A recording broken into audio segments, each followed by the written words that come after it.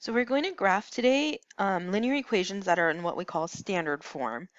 So we're going to be now graphing from equations, so we don't actually have to use tables because tables can be kind of cumbersome. You're actually doing lots of work and, plugging things in and gets repetitive and it's not so fun, especially when you have fractions and decimals. So let's start looking at some equations that'll help us graph. So first we have to talk about what is standard form. So standard form is an equation in the format ax plus by equals c, where a, b, and c are real numbers,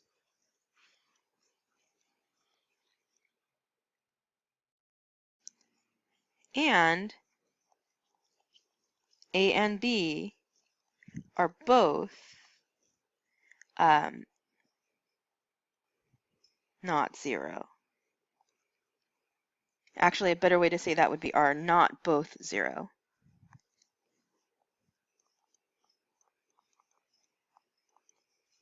So a, b, and c are going to be values, numbers, so they can be 1, 2, -1, -2, 1/2, whatever. And then a and b, one or the other can be 0, but they can't both be 0 because we need either an x or a y in our equation. Okay, so that's standard form, and you're going to see a lot of problems written in standard form. We're not necessarily going to write our own problems in standard form, but we want to learn how to deal with that.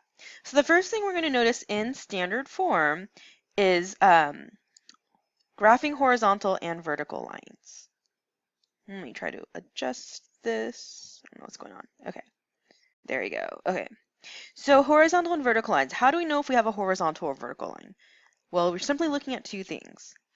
A vertical line is up and down, right? A horizontal line is side to side. The graph of a horizontal line is basically when y is equal to some value, right? Y is equal to b. Or if you're thinking in standard form, right, ax plus by equals c, that a value is 0, right?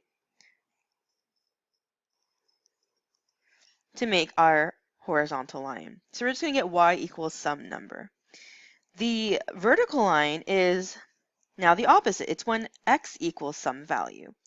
And again, if you're thinking back to standard form where ax plus by equals c, it's basically now when b, oops, wrong pen there, when b is 0, right? So when there's no y in my equation whatsoever, okay? So when you see that, those are two special cases that we want to be able to graph. One thing I want to note for you guys is where they're saying the intercepts, right? The y-intercept is going to be at 0, comma, whatever b is. Here, your x-intercept is a, comma 0. For your horizontal lines, there's never an x-intercept. For your vertical line, there's never a y-intercept. And the x-intercept is where it crosses the x-axis. The y-intercept is where it crosses the y-axis. Okay?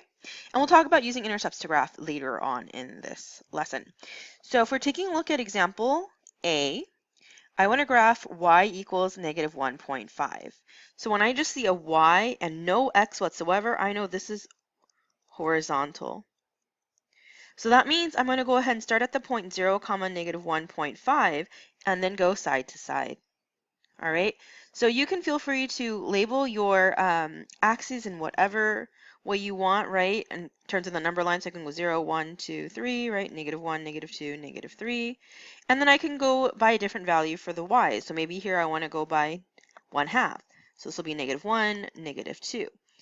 And that way I can actually have a grid to draw -1.5 on, okay? Again, it's kind of up to you. So I'm going to go to -1.5 and plot my point. And again, I know it's horizontal, so that means I'm going side to side. So there's my line. Okay. Same deal when I look at part B. Now I'm looking at x is all by itself and there's no y whatsoever. So this means this is vertical. Right? So I'm going to start at the point 1, comma 0 because I want to go on the x.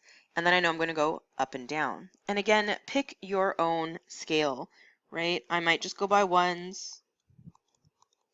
You will want to make sure if you are writing in your own number lines, you are labeling your numbers because I need to know your scale, guys. I'm going to start at 1, comma 0, and then I'm going to go up and down, right? So there's my vertical line. Okay, go ahead and try that. You try A and B and graph y equals negative 2.5 and x equals 5.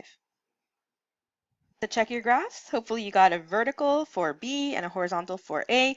And you'll notice I couldn't make negative 2.5 really fit based on my number line, so I just put it between negative 2 and 3 right in the middle. And you can feel free to do that, and if you wanted to make sure it's really clear, you can do what I did right here and at least put your point on there, okay? Just like we did when we estimated our number line graphs earlier. So now let's look at using intercepts to graph these linear equations. And I mentioned this earlier, we had two intercepts, your x-intercept and your y-intercept. So the x-intercept is where the line crosses the x-axis, right, wherever your graph crosses the x-axis. Your y-intercept is wherever your graph crosses the y-axis. And what's important here is we cross the x-axis when y is 0. We cross the x-axis when x is 0. And that informs how we solve for each intercept. So to use intercepts to graph, we want to find the intercepts by plugging in zeros and then graphing those 2 points to make our line. So let's go ahead and look at the example. All right. So I want to use intercepts to graph this standard form equation x plus 2y equals 6. So the first thing I'd want you guys to do is I'd like you to show me the work to find your x-intercept and your y-intercept. And you don't have to do a table like this. You can if you want. And then I always like to say exactly what I'm doing. So remember, the x is where we cross the x-axis, meaning y is 0 here. The y-intercept is when we cross the y-axis on that bold line. That means wherever we go, x is 0. So then I'm just going to go ahead and substitute my values. So this is the original equation. So to find the x-intercept, I'm leaving x alone, plugging in 0 for y. Okay? Remember, x equals 6 is a vertical line, so I want to make sure I write my x-intercept as a point. That is the point 6, 0, because x is 6, y is 0. Okay? To find the y-intercept, opposite. I'm going to go ahead and take the original equation, but now instead of plugging in 0 for y, I'm going to plug in 0 for x, and then solve for y. So y is equal to 3. Once again, our intercept is a specific point. Don't say y is 3. This is a horizontal line. So I want to make sure I'm putting my x comma y together. X was 0 and y is 3. Then all I have to do is plot those 2 points and I've got my graph. Okay? So again, feel free to change around your number lines to make it fit.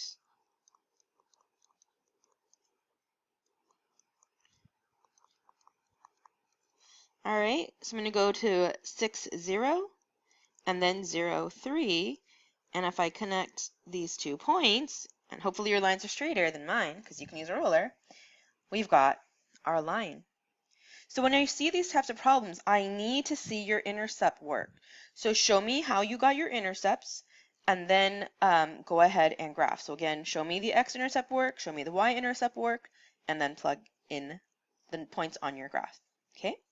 So go ahead and try these 2 problems, and then we'll finish off the word problem together in class. I'll scroll this back up in case you still need to see it. All right, so check those. So I didn't show my work here, but hopefully you guys did, because I'd want to see that on a test or quiz. But our x-intercept is 2, 0 for number 2, and y is 0, negative 4, making sure you saw that was a negative y, so you want to make sure you bring down the negative 1 with the y. And then there's my line. And then number 3, take a look at that and check your line.